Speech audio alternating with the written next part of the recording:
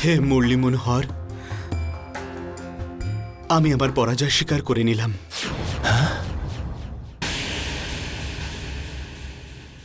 তুমি এই জগৎ সংসারের সর্বশ্রেষ্ঠ মুরলীবাদক।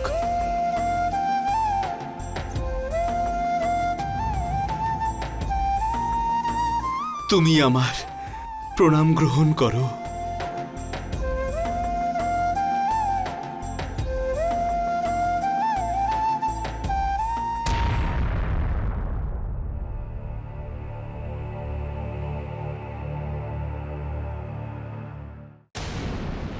কোনো কিছু শেখার আগে শিষ্য গুরুর চরণ স্পর্শ করে নেয়। এমনটা করার পরেই শিষ্য কিছু শিখতে পারে। তাহলে ঠিক আছে মুরলী মনোহর, যদি তুমি এই প্রতিযোগিতা জিতে যাও তাহলে তুমি যেমন বলবে আমি সেরকমই করব।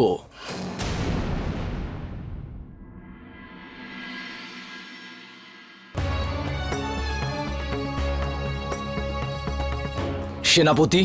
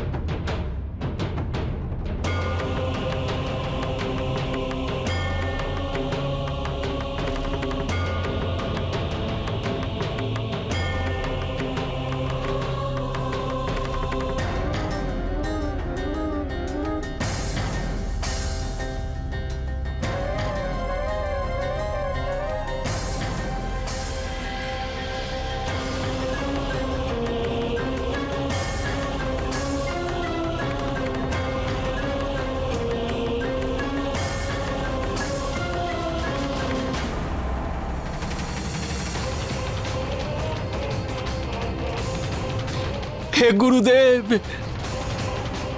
আমাকে আশীর্বাদ করুন।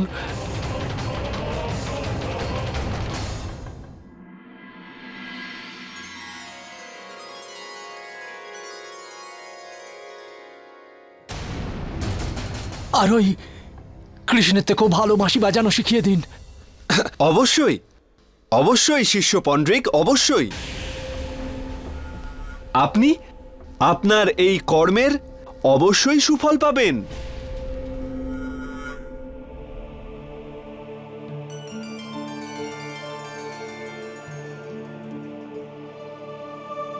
মহারাজ, আপনি যখন আমায় একজন গুরু হিসাবে আমার উপর এত বিশ্বাস দেখিয়েছেন, তাহলে আমাকেও তো ভালো করে বাঁশি বাজানো আপনাকে শেখাতেই হবে। তো মুরলী মনোহর, আজই এখনই শুরু করি। জয় শ্রীকৃষ্ণ, জয় শ্রীকৃষ্ণ।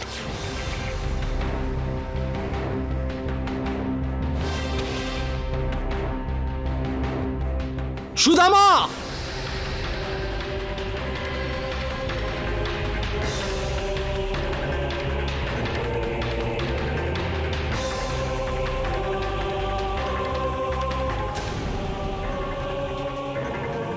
আমি আদেশ করেছিলাম এখানে কেউ যেন না ঢোকে। তুমি কি করে এলে?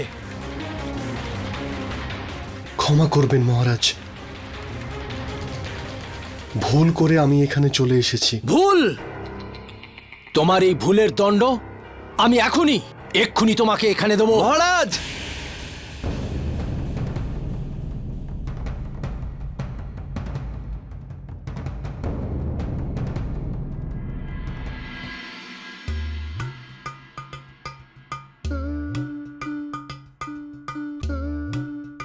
মহারাজ, ক্রোধ নয়, ক্রোধ একদমই নয়। মহারাজ, বংশীবাদকের নিজের শক্তি, লোভ, ক্রোধ এসব কিছু একদমই থাকতে নেই। ক্রোধ ত্যাগ করে ফেলুন, মধুর হন, মধুর। তবেই আপনার মধ্যে শক্তি আসবে, আর তখন আপনি দ্বারকাধিপতির থেকেও ভালো বাঁশি বাজাতে পারবেন।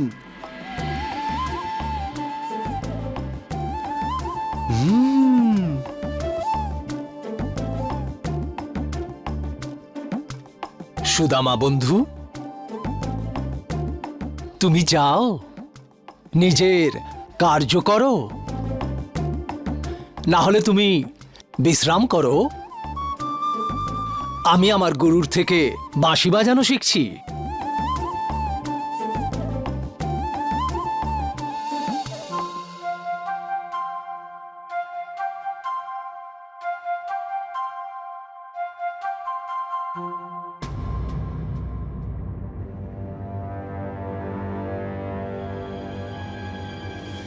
সুদামা,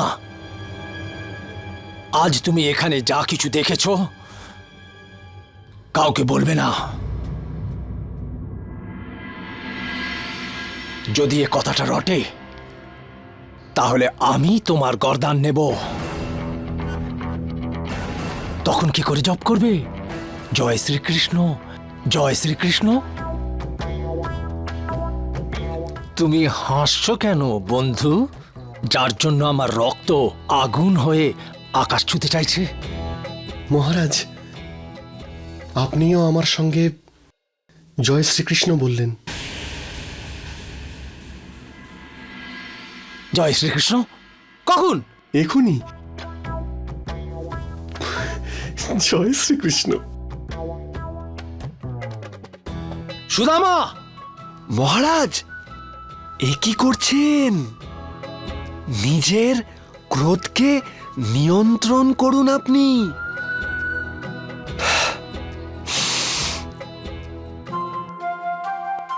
করুন করুন। নারায়ণ নারায়ণ।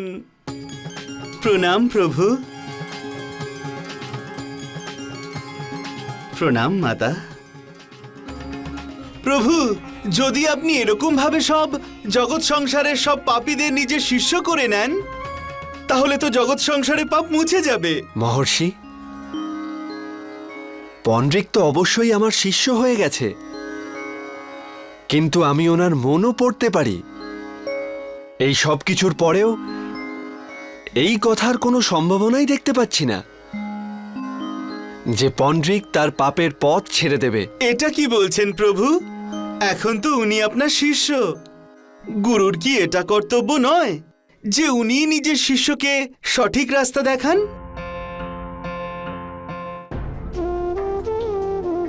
মহর্ষি, গুরু পথ অবশ্যই দেখাতে পারেন, কিন্তু মানুষ সেই পথে থাকবে কি না তার বিচার নিজের মধ্যে থাকা বিবেক আর বুদ্ধির দ্বারা নির্ধারণ করেন। পন্ড্রিকের সমস্ত বুদ্ধি এই সময় লোপ পেয়েছে। উনি সঠিক পথ বেছে নিতে পারবেন না। নারায়ণ নারায়ণ। হে লীলাধর, আপনার লীলা আপনি বুঝবেন। এবার আপনি আমায় আজ্ঞা করুন প্রভু, আজ্ঞা করুন।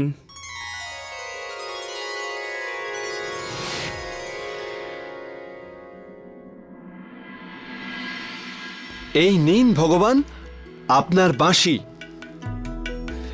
শেখার আগে নিজের গুরুকে এসে প্রণাম করুন।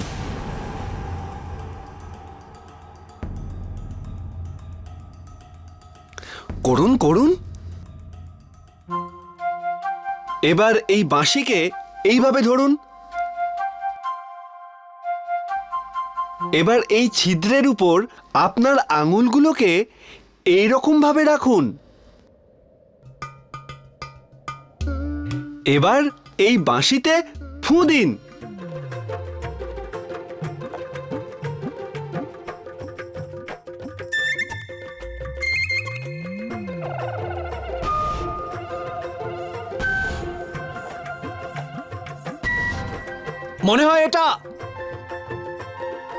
মনে হয় এটা সাধারণ বাঁশি, তাই এর থেকে কোনো সুর বেরোচ্ছে না।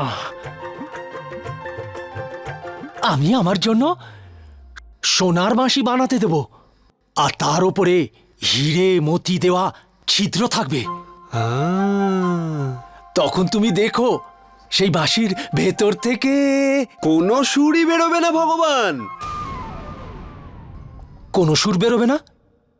কেন?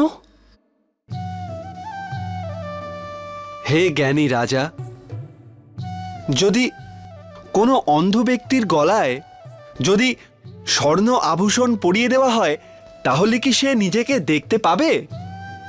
এরকম হয় নাকি? ঠিক একইভাবে ভগবান, ওই প্রকারের সোনা হিরে মতি দিয়ে তৈরি বাঁশি থেকেও কোনো সুরই বেরোবে না। ভগবান, যতক্ষণ না আপনার ভিতরে এই ক্রোধ মনের ভিতরে অবস্থান করবে, ততক্ষণ সঙ্গীত আপনার কাছে আসবেই না। এবার আপনি আপনার এই ক্রোধ আর অহংকারকে ত্যাগ করে ফেলুন, আর শান্তি করে আপনার বাঁশিতে ফুঁ দিয়ে ফেলুন। দিন না দিন।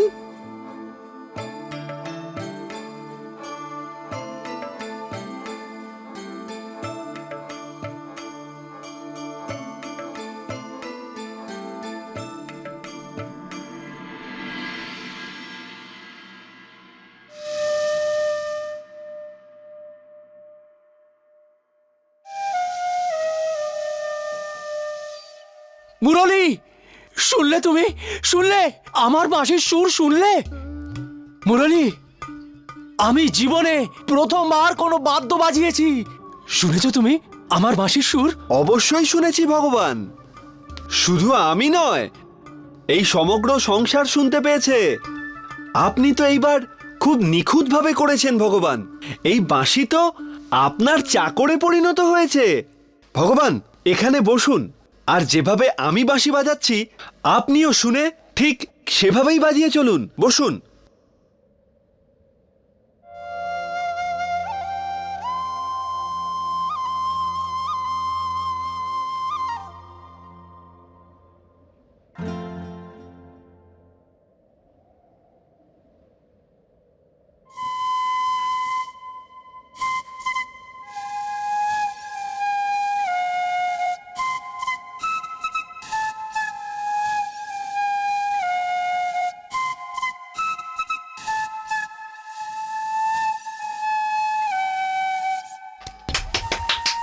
সুন্দর, ভীষণ সুন্দর ভগবান। আহা!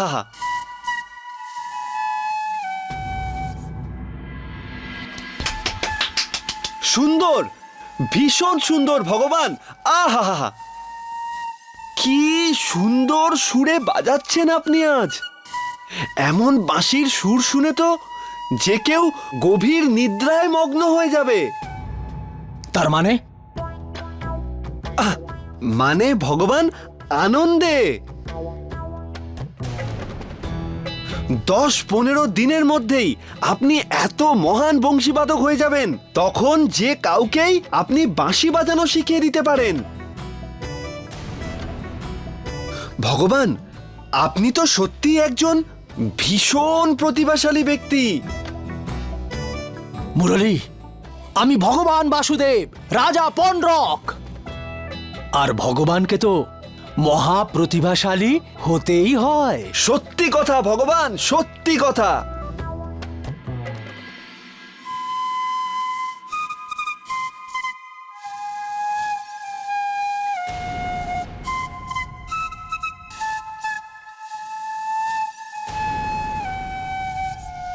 বাহ, আনন্দ, আনন্দ এসে গেছে ভগবান। আহা, কি সুন্দর সুর তুলেছেন আপনি আজকে। যদি দ্বারকাধিপতিও আপনার বাঁশির সুর শুনে ফেলে তাহলে আপনাকে ঈর্ষা করতে শুরু করবেন উনি।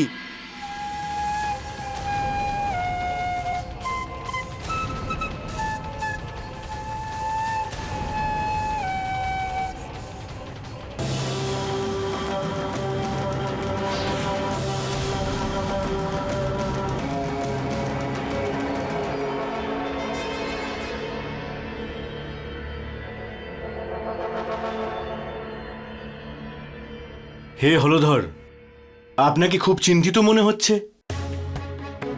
হে কাশীরাজ, আমার তো ওই মুরলী মনোহরকে সাধারণ মুরলী মনোহর মনে হচ্ছে না। কিছু তো একটা আছে ওর মধ্যে, যেটা আমরা কিছুতেই বুঝতে পারছি না। আপনার এরকম কেন মনে হচ্ছে মহারাজ? আজকে আমি দেখি যে ও মহারাজ পৌণ্ড্রকের সামনে রাজনের সাথে কথা বলছিল, আর সুযোগ পেতেই ও পৌণ্ড্রকের পেছনে দাঁড়িয়ে ব্যঙ্গ করে হাসছিল। মনে হয় কোনো উপকার স্বরূপ কোনো তো খেলা খেলছে ও, কিন্তু কিছুতেই বুঝতে পারছি না কি খেলা খেলছে ও। হে হলধর, আমি আপনার কথার সঙ্গে পুরোপুরি সহমত। মহারাজ, এটা হতে পারে যে ও কোনো তন্ত্রবিদ্যা জানে, আর জাদুমন্ত্রের সাহায্যে ও মহারাজকে বশীভূত করছে। আমাদের ওর উপর লক্ষ্য রাখতে হবে, আর তাও আবার খুবই সাবধানে। সেনাপতি, হ্যাঁ মহারাজ। ওর সব খবর আমাকে দেওয়ার চেষ্টা করো। আপনি নিশ্চিন্ত থাকুন মহারাজ, তাই হবে মহারাজ।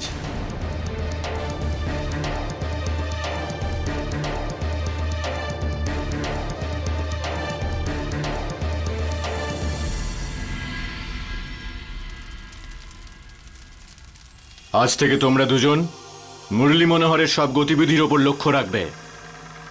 খোঁজ নাও ও মহারাজকে আসলে কি বলে। খোঁজ নাও যে ও মহারাজকে কোথাও কিছু খাওয়াচ্ছে না তো, বা কোনো রকম সম্মোহক কিছু করছে না তো। আপনি নিশ্চিন্ত থাকুন সেনাপতি, আমরা লক্ষ্য রাখব। যাও, আর এই মুহূর্ত থেকে এই কাজে লেগে পড়ো, আর আমাকে খবর দিতে থাকো। যাও। তোমার জাদু, তোমার মায়া আমি এখানে চলতে দেব না মুরলী মনোহর।